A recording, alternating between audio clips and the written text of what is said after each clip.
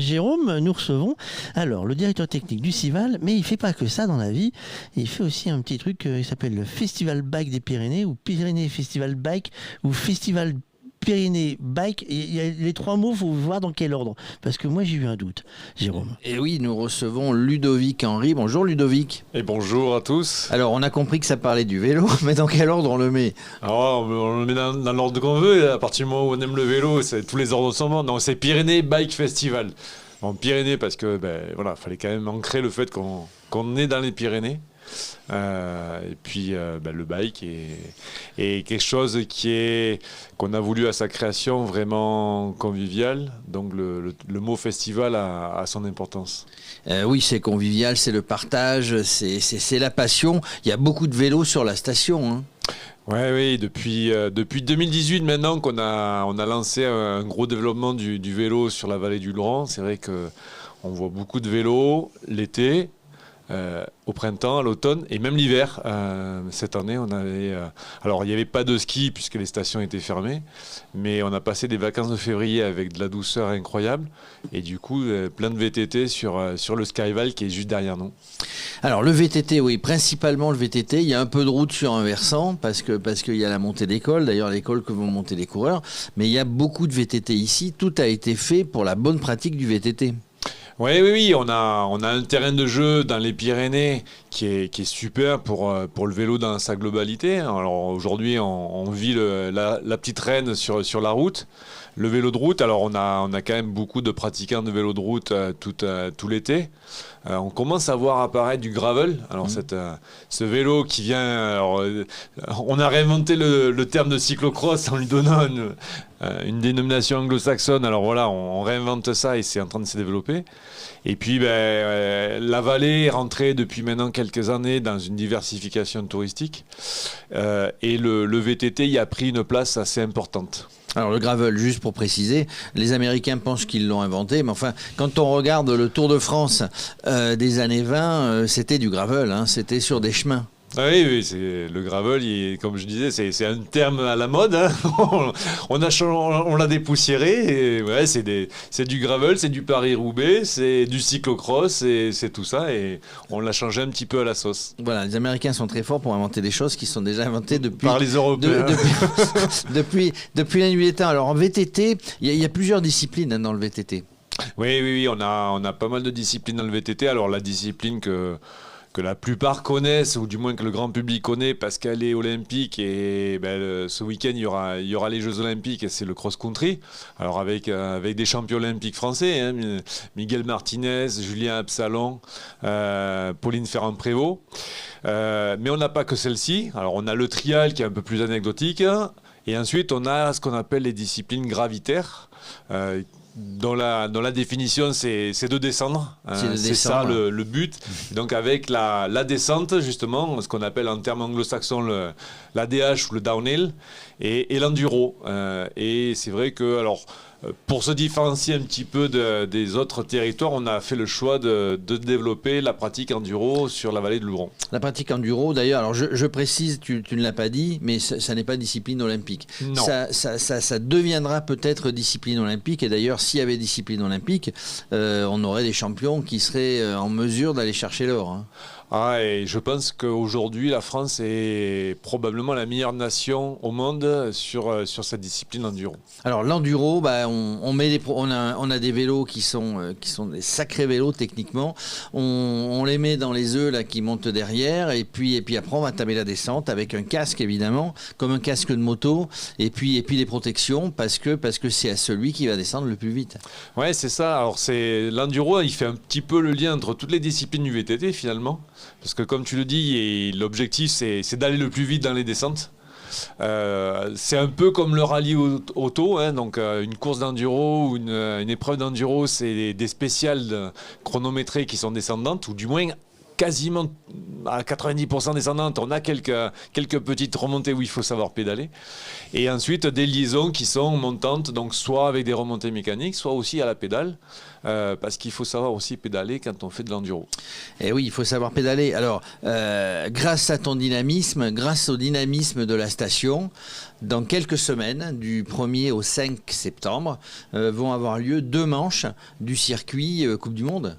Et oui, c'est un grand honneur qui nous est fait. Alors on a, en même temps qu'on a entamé le développement touristique du vélo en 2018, donc il y a un peu moins de 4 ans maintenant, on a aussi mis en place un événement qui s'appelle le Pyrénées Bike Festival, qu'on citait tout à l'heure, qui avait l'objectif de faire découvrir justement à la population du Grand Sud-Ouest, parce qu'on a des gros événements dans les Alpes, on a le Rock d'Azur sur la Côte d'Azur, il y a le Vélo Vert Fréjus, Festival, il y a le Vélo Vert Festival, il y a les Passeports du Soleil sur Morzine et Léger, mais on n'avait rien dans le Sud-Ouest. Et moi, je me rappelle beaucoup avoir vu des gens qui faisaient des kilomètres et des kilomètres pour aller faire ces gros événements.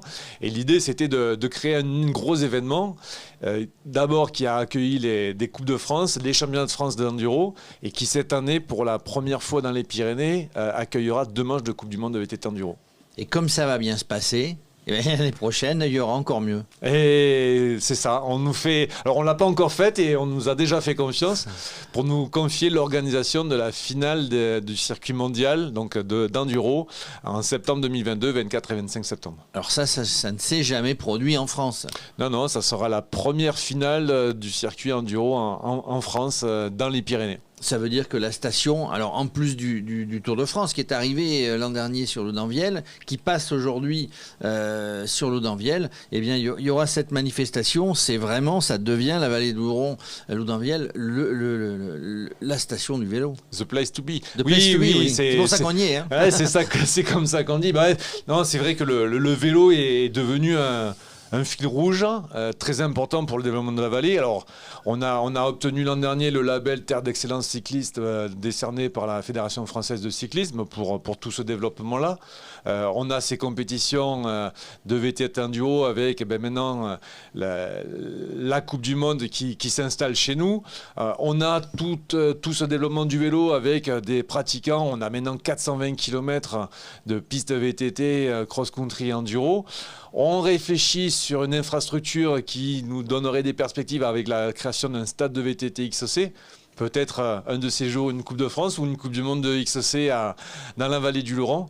Et voilà, c'est comme ça des perspectives de développement du vélo, avec le Tour de France bien entendu, sur les différentes disciplines dans la vallée du Laurent. Alors toi, ta discipline, c'est quoi ? Personnellement, oui. J'ai fait pas mal de choses. Alors j'ai commencé tout petit par le vélo de route. J'habitais à Nîmes à l'époque. Il n'y avait pas grand-chose pour les jeunes. J'avais pas cette chance d'être dans un club où il y avait des écoles de cyclisme comme on connaît maintenant. Donc je suis rapidement passé au VTT. Quelques années de cross-country. J'ai couru en Coupe de France, Coupe du Monde de VTT cross-country. Avant un accident au genou en 2005 qui m'a fait arrêter ma carrière cross-country. J'ai terminé en première catégorie sur route amateur et je suis revenu au VTT avec l'enduro, comme beaucoup de crosseurs d'ailleurs, je pense notamment à Cécile Ravanel qui a couru les Coupes du Monde de cross-country et qui a fini championne du monde de VTT enduro. Je savais pas que tu étais un croco. Et si, j'en suis un. Parce qu'il y a 7 collines à Nîmes, tu le sais, oui, les Romains. Ça. On va pas refaire l'histoire, mais c'est là-bas, on peut faire un peu de maintenant. Il y a des clubs qui se sont mis en place.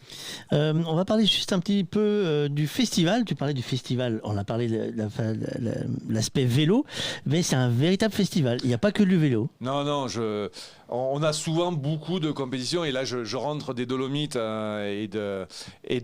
nord de l'Italie et côté Courmayeur sur les 4 premières manches de Coupe du Monde, et souvent ces gros événements compétitions sont vraiment centrés sur l'aspect sportif et ce que je voulais apporter ici, c'est une proximité entre du public, entre des enfants et les compétiteurs. Et donc quand j'ai créé le festival en 2018, je voulais vraiment qu'il y ait cet aspect festivalier, fête du vélo, venir partager des moments, y compris avec de la proximité avec ces pilotes pros. Et donc on a vraiment une conception du festival qui, au-delà de l'aspect compétition, offre un salon du vélo avec des marques qui viennent présenter leur gamme actuelle de vélos électriques ou vélos classiques. On a des animations pour les enfants avec des espaces d'initiation VTT. On a un big airbag sur lesquels les jeunes viennent faire des sauts, des acrobaties, se prendre en photo.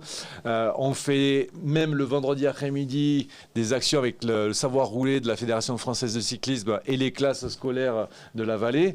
Et puis tout le côté vraiment festif avec des concerts, des soirées vidéo que l'on diffuse sur écran gérant. On a des food trucks, on a une place de village.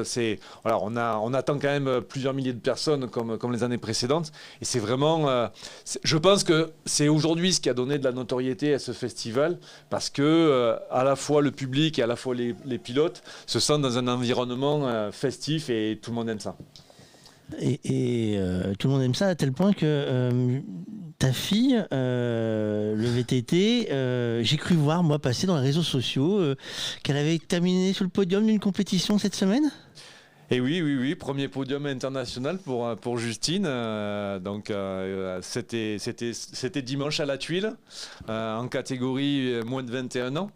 Voilà, c'est un petit peu le début de l'accomplissement du travail parce que là on a parlé des pistes VTT, on a parlé du festival, on a un club local qui se développe énormément, qui fait plus de 130 licenciés maintenant, une école de VTT de 70 gamins et voilà, et on a depuis 2 ans maintenant un team de compétition enduro avec quelques meneurs comme ça, comme Justine, et on a un autre junior qui termine 5e français actuellement. Et c'est aussi pour eux des perspectives derrière d'avenir, que ce soit en termes de carrière sportive. Et Justine se prédestine à devenir pilote pro au niveau international en enduro, mais aussi peut-être demain des moniteurs VTT et des gens qui vont faire des pistes VTT. Alors on tremble différemment maintenant ? Comment ça ? On tremblait sur le vélo avant, maintenant on tremble en la regardant. En étant papa. Ouais. Alors, c'est vrai que c'est très compliqué. Alors, ça fait maintenant 15 ans que je coach des sportifs. Et jusque-là, j'avais pas vécu ça en tant que papa et c'est vraiment différent. Alors, j'essaye maintenant, lors des compétitions, au maximum de couper le téléphone et de prendre le moins d'informations possible. Et oui, on tremble pour les enfants. Tiens, il me vient une idée parce que du 1er au 5 septembre, on n'est pas loin du Pays Basque ici. Ah, on est tout proche, oui. Parce que le 4 et 5 septembre, on sera Radio Cyclo Tour sur le Bike in Man Euskadi, qui est pas très loin. C'est une autre discipline, c'est la route Bike in Man ultra distance. Mais du 1 au 3, finalement, on pourrait venir faire un plateau radio cyclo pendant ce festival. Qu'est-ce que tu en penses, Ludovic ? C'est avec grand plaisir qu'on vous accueillera à nouveau à Loudainville. Vous verrez les installations qui vont s'étaler. Donc là où on est actuellement, je pense que ça sera plein de monde. Tout l'espace où on a eu l'année dernière l'arrivée du Tour de France sera occupé par le salon. Et de l'autre côté, à côté de Balnéaire, on aura les paddocks avec une quarantaine d'installations des teams internationaux. Donc ça sera avec grand plaisir qu'on vous donnera une place de choix sur le festival. Mais fais gaffe, ils vont te faire une animation sur un vélo avec prise de photos c'est-à-dire monter en vélo, dans les œufs. Non, dans les œufs, c'est pas c'est l'animation. On te fait faire une caméra embarquée derrière Sam Hill. Mais chiche, je mets ma GoPro. Alors il faut plus le lâcher. Sans problème. Parce que là je pense que tu peux faire des vues après sur internet. Merci beaucoup messieurs. Jérôme il commence à stresser parce qu'il va se faire embarquer par une voiture là. Oui. Il commence, on le sent, la tension monte. Non. Merci beaucoup Ludovic pour l'accueil et le positionnement. On est ravis d'être là. Et c'est vrai que si on avait eu le temps, on serait parti faire une balade en vélo. Mais c'est vrai que le temps est un peu court. Et la météo, en ce moment, chez vous, ça complique la donne pour ceux qui pratiquent. Alors, ceux qui pratiquent et qui sont des pratiquants, on va dire, avertis, qui viennent spécialement pour la discipline, On a des bonnes conditions finalement pour rouler en ce moment parce qu'on n'a pas de poussière. D'habitude l'été c'est souvent super sec et finalement l'humidité en VTT, contrairement à ce qu'on croit, améliore l'état des pistes VTT parce qu'on a justement ce qu'on dit dans la discipline un bon grip. Le grip c'est le toucher qu'on a, c'est l'adhérence que l'on a sur les pistes VTT. Donc là en ce moment on a un grip de malade, c'est super chouette, c'est super bien à rouler. Il fait pas trop chaud parce qu'avec nos Protec, nos casques intégraux on a souvent chaud, donc là c'est génial. Bon, par contre, c'est vrai que la population touristique qui vient là est un peu plus sceptique vis-à-vis de la météo quand il pleut un peu. Voilà, ça les encourage moins à aller prendre un vélo de location. Mais je crois voir le temps qui se dégage dans les prochains jours, le soleil qui arrive. Donc c'est le moment de venir louer des vélos dans les prochains pour venir jours. faire du VTT. On s'en va, puis voilà, ça y est, il va faire beau, quoi. Et moi, je pense qu'il faut que vous ayez... C'est pour ça que revenir en septembre et vous verrez le soleil sur le janvier là. Ça n'était pas une proposition, comment on dit, de Gascon. De Gascon, mais c'est pas loin non plus. Sachant qu'ici, quand la météo n'est pas bonne, on peut faire des tas d'autres activités, on y reviendra. On me souffle dans l'oreille une question. Est-ce que dans le monde VTT, vous avez beaucoup de crevaisons, vous ? Alors, ça dépend du choix technique que l'on fait. Alors aujourd'hui, dans les gammes, et donc par exemple avec notre partenaire Valéen qui est Michelin en pneumatique, on a dans les gammes de pneumatiques ce qu'on appelle des gammes de pneus avec carcasse DH, donc pour downhill, qui sont des carcasses renforcées. Donc maintenant, en enduro, on monte quasiment plus que ça. Et on crève de moins en moins. Alors on est monté en tubeless systématiquement. Il y a très peu de pilotes qui roulent en chambre à air. Mais carcasse DH plus tubeless, bon, on crève quasiment plus. Tu as vu le nombre de crevaisons sur le Tour de France cette année? J'ai pas trop fait attention, non. En fait, il y a énormément de crevaisons. C'est un débat que nous avons lancé. Jean-Louis, d'ailleurs, nous a rejoint. Alors, je pense que la pluie joue beaucoup sur ça. Tu penses que toi, la pluie joue sur le... Explique-nous là, du coup, explique-nous. Pour avoir longtemps couru sur route, alors j'ai toujours remarqué, alors je ne saurais pas le prouver scientifiquement, mais j'ai régulièrement, par temps de pluie, pris ces petits silex qu'on retrouve régulièrement, je pense, qui ressortent des enrobés, et régulièrement, mais la plupart du temps, mes crevaisons étaient par mauvais temps. Et je pense que les conditions météo génèrent cette érosion que l'on a sur le goudron et viennent générer ces crevaisons. Ah, voilà, Jean-Louis, tu vois, une explication supplémentaire à notre cahier d'explications, puisque tous les jours, nous essayons d'avoir des informations. On nous a parlé de la rigidité des cadres qui faisait qu'aujourd'hui, l'amortissement se faisait maintenant plus que sur la partie pneu et que quand vous aviez un petit caillou qui était ça faisait paf directement. On nous a parlé peut-être de petits défauts chez certains manufacturiers qui n'auraient pas une gamme extraordinaire. C'était le cas en VTT il y a 2 ans avec un manufacturier qui a eu une mauvaise gamme. Donc voilà, toi on étoffe, Jean-Louis, tu noteras qu'on fait des efforts, hein, on cherche. Hein. Mais l'explication est intéressante, effectivement. Pourquoi pas le mauvais temps? Mais je note aussi que sur certaines courses où il fait beau, où il fait chaud, on crève tout autant. Ma question est plutôt comment se fait-ce, si je puis dire, qu'un fabricant, qu'un manufacturier n'ait pas trouvé vraiment le truc miracle, comme en rallye automobile, pour empêcher les crevaisons, quoi. Voilà. Alors qu'il y en ait quelques-unes, ok. Mais là, on crève avant le kilomètre 0 à 2 à l'heure, ce qui s'est vu l'autre jour sur une dizaine de coureurs. Donc voilà, c'est la question que je me pose, mais j'ai toujours pas de réponse des manufacturiers. Et connaissant les manufacturiers, je pense qu'il n'y en a pas un qui viendra. Je le crains. Ben, nous continuons. Merci en tout cas. Merci à vous tous. Bon après-midi à toi. Je sais que tu vas profiter aussi, parce que l'organisation est lourde, hein, mine de rien. On a beau dire. Depuis ce matin, je t'ai réveillé. Je suis désolé. C'était pas prévu. Bon après-midi. Jérôme, tu te tiens prêt. Hein, je suis accroché à la table, sauter dans la voiture. Sauter dans la voiture. Nous, on va faire un point course. Allez.